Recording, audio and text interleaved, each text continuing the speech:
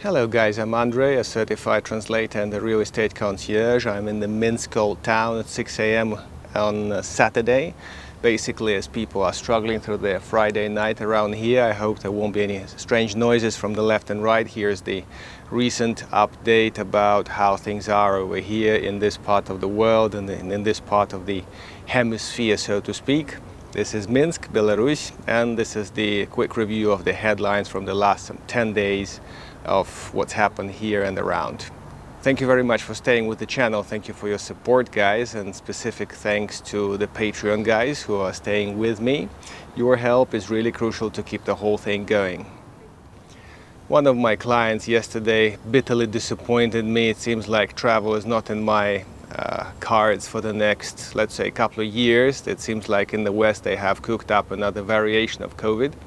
And it seems like it's getting their statistics of cases up, and soon there'll be flight restrictions, move restrictions, and all sorts of restrictions. So my Turkish sandy beach is not there any soon, I guess. But Belarus is the other way around. Belarus is open. The travel here is only restricted by the effect of the sanctions, no flights and everything. I mean, the only flight you can take is via Turkey and a couple of more countries, and through Moscow not so much, I guess, anymore. And you'd need a visa if you wish to come by land. But generally, if you come by land, travel is not really closed or banned or anything. And for Lithuania, Latvia and Poland, Belarus is visa-free until the end of the year. That's the courtesy. And the usual clarification, let's say, the countries that have imposed sanctions on Belarus are not, let's say, fired back at anyhow by Belarus. Their citizens are not feeling any impact of that, and Canadians, Americans are getting their visas or come visa-free if they can. And there's nothing, no ill effects that they're feeling from this. So if you're from a Western country, you shouldn't be, let's say, working too much on the question, oh, how is it in Belarus, or with my passport, blah, blah, blah. You're gonna be okay. Just bring in the cash, because some of the Western banks are at odds with the local banks, so their sanctions do not allow the transaction to go through. Some 60 to 40 odds of success, let's say, something like that. So cash in your pocket really helps you. Euros or dollars, doesn't matter, just bring in cash, say a few hundred for your few days stay. The geopolitical tensions of the region, it seems like the blocked piece of Russia, Kaliningrad, is having issues with supplies and transportation to and from, so it's named by some one of the most dangerous or potentially dangerous place on earth. And for now, it's just Latvia renewing conscript because it's feeling the Russia's threat and maybe feeling the lack of resolve within NATO to actually fight back in case there is a fight. So the Baltic countries don't have very bright expectations in case there is a fight. In Belarus, conscript still exists. It's 18 months long for lads between 18 and 27. Girls don't serve yet. That could be fun. And Belarusian involvement into the whole mess is being discussed by the analysts, strategists, and all kinds of thinkers, but it's very, very unlikely. So far, they're just muscling up by the border and keeping Ukrainians busy discussing the Belarusian potential involvement. Nothing solid.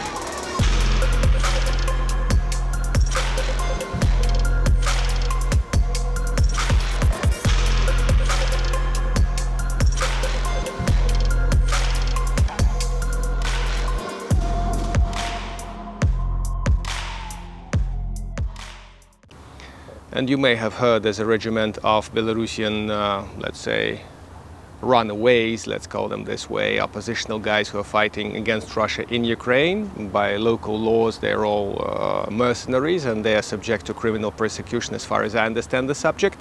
And some 20-year-old guy was recently reported as wrapped up, planning heading off to Ukraine to fight against Russia. So it's a bit of a tough job, because first you have to go to Poland, because there are no crossings working with Ukraine, border crossings anymore. And there you have to find officially the way into this half-official regiment in Ukraine. At the same time, while Belarusians are officially fighting as a part of the Ukrainian armed forces, which is not very helpful when you get captured as prisoner of war, the Belarusian civilians who are in Ukraine are having all sorts of bureaucracy issues about renewing their permanent or temporary residency, collecting papers, getting things done. And this is interesting how the Ukrainian government is trying to go about it, let's say. It's really not trying hard by looks of it, although I haven't been on the ground. It's just the rumors that come from outside there. Speaking of local COVID things, politics, ideas, it seems like the local vaccine is still in the making. They were announcing some sort of Russian bottled version from over here, which has a different color. I'm not sure what happened to that thing. Locals, I imagine, were more into Chinese stuff. But it seems like one of the bureaucrats recently said we're still cooking it up, we're still perfecting it, so it's not really out yet. In Belarus there's no mandatory vaccination, there's no vaccine basically, and it seems like vaccine doesn't work against the shit that just passed, you know, all these variations that were on your headlines within the last couple of years, I guess. Some strange guy just passed by and said that Belarus will be hit in autumn from the 9 o'clock western side. Well, let's just commit it to the digital memory and move on with our little news report. It's not a news report here, by the way, it's not a media piece, it's my private opinion, the biased digest of the headlines and rumors that I got through the last couple of weeks, guys, so don't really take it seriously. It seems like there's a huge deficit of second-hand cars, and as I'm trying to upgrade my little van, more like to use the money which is shrinking in rate, the choices are really very few. Maybe in America they already know about this and speak about this, as some casual travelers mentioned this topic as they passed by. But getting a new second-hand bloody car is a bit difficult. By the way, speaking of bank loans to get a car, I'll put here a recent notification from my bank, the Alpha guys, the sanctioned Alpha that are offering a loan for friends at this very special interest rate that you may be laughing or crying at right now, I don't know. So getting a car may be again an opportunity in Europe. However, they're kind of going green, which is kind of looking like it's gonna fail this winter. So it may or may not become a new market, new old market for us, the buyers and lovers of the second-hand bloody cars. Let's see what happens. One of our supreme agencies, the Council of the Republic, is thinking to cancel citizenship for Belarusians who have been tracked doing extremist stuff. Well, at some point even my little shooting here is extremist stuff, so it may or may not be a practical thing for them to tackle opposition. And let's just talk about currency exchange rate, because it's something more clear than all these legislative moves. The exchange rate is now about 2.7 rubles against the dollar, and online you may get a confusing rate, so my kind recommendation, use the link down below under this video to see the local and real rate for your dollars and euro. That's the best currencies to get here with.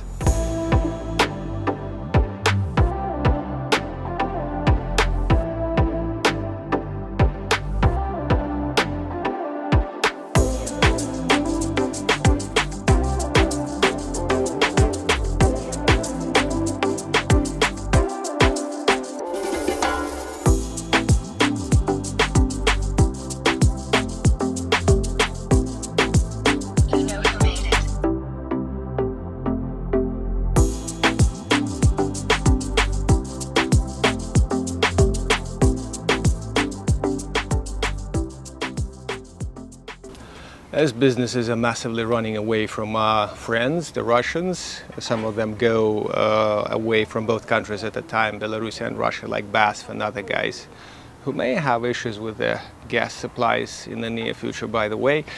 Point is that for 190 players, the government has banned capital extraction from Belarus. Not sure if I'm putting it in the right scientific terms, but 190 foreign companies or companies with foreign share of the capital cannot extract this capital out of Belarus, cannot sell their shares, and otherwise suspend their activity here without the government say so. So this somewhat limits their flexibility in the near future in case they wish to run away. And as one of the milk factories, dairy factories, is reporting a shortage of Tetra Pak packaging cartons, I would like to go back to that article from a couple of years ago about the local effort to produce Tetra Pak. which miserably failed. I mean, the same cartons that they were trying to make for dairies and other factories somehow got tangled up in the bureaucratic corridors of Belarus, so we do not really produce any packaging of our own. We might get back soon to milk in the glass bottles like in the Soviet times. Ukraine is reported to be contemplating introduction of small arms, which may or may not be a right move in a Slavic country like this. We'll see how it's going to work out. Gun safety in Belarus is not a problem because mostly it's limited to hunters and sportsmen. You may see my dedicated video about shooting in Belarus. And this is just about it. Our crime rates are quite low, and in the streets of Minsk, 6 a.m., 12 at midnight, it's just pretty much pretty. So no issues from guns here. A somewhat more important subject globally and locally. Belarus isn't exporting any grain this year. Wheat and other crops are remaining inside the country. There is a specific ban for certain crops to remain in the country to avoid any deficit. And while some people say there's not going to be shortage and famine and everything, others are more conservative and recommend to stock up a few things that can store well through the year. And globally, they're discussing the grain thing, grain exports out of Ukraine. It's a bit hard for me to judge because I don't know shit about what's happening there. But it seems like it may affect the African colonies of the EU, understand this whichever way you wish, and trigger some issues by autumn, which will be exacerbated by other issues in autumn. The Europe isn't going green. I guess you may know this. You may see this from your heating bills. That will be coming in September, October, November, depending on where you are. And you'll see how it goes this year. Tell me, guys, if you're in the West, what's going to happen this year? Is your government ready for the switch from the Russian gas? Let's call things their name. Are they ready for the winter that may be quite cool in all senses? Please tell me what you think underneath the video. It will be interesting to know your opinion. And a couple more things that actually aren't related to global or local events that much, just local happenings which may throw some light on the Belarusian mindset. Firstly, unfortunately, we are kind of, let's say, oriental in this respect. We still believe in some corruption, and some recent scams involve folks behind these schemes called the elderly people, telling them their sons and grandsons were guilty of a car accident. For instance, there are several variations, and a few $1,000s can straighten things up and hush down a pretty bad trouble. So courier comes to their door and collects the cash. In most cases, sometimes the elderly guys get 2 calls in a day, so they kind of become suspicious and ring up the cops who apprehend the courier and sometimes get the guys behind the calls. So that's how we get things resolved. We're between East and West, so we equally believe in the power of law, like those 2 charming patrol cops in the middle of the old town a walk away from here. And I also equally believe I don't want to be with my camera too much and too long in some obvious spots, just because the power of law in the last 2 years has been very changing. Second thing about our mindset is the disregard to danger. You may have heard of the shark accidents in Egypt, and now the people may be canceling their holidays if they're Western, but locals won't cancel. They won't really take off and run away or cancel here before going, because it's their hard-earned shiny holiday and there's nothing they wish to do about this. My first Turkish holiday was in 2006 when they had a flight air accident with Russia, and basically most of the Western holiday makers just got stuck at the airports as they were leaving. Me and my buddy flew in, sampled some September sunshine of Turkey, those charming breakfasts and everything. That no longer exists, I guess. Well, briefly, this is about it, guys. Thank you very much for your questions down below. Thank you for your feedback. If you want to have any topics covered, please put them below. Will be interesting to know about this. And guys, if you are here, if you need the services of an official translator or real estate concierge assisting in many different ways here on the ground, I'll be happy to provide my support. Thanks very much for watching. See you in Minsk. Shop responsibly, travel wisely while you still can, and see you later. Cheers.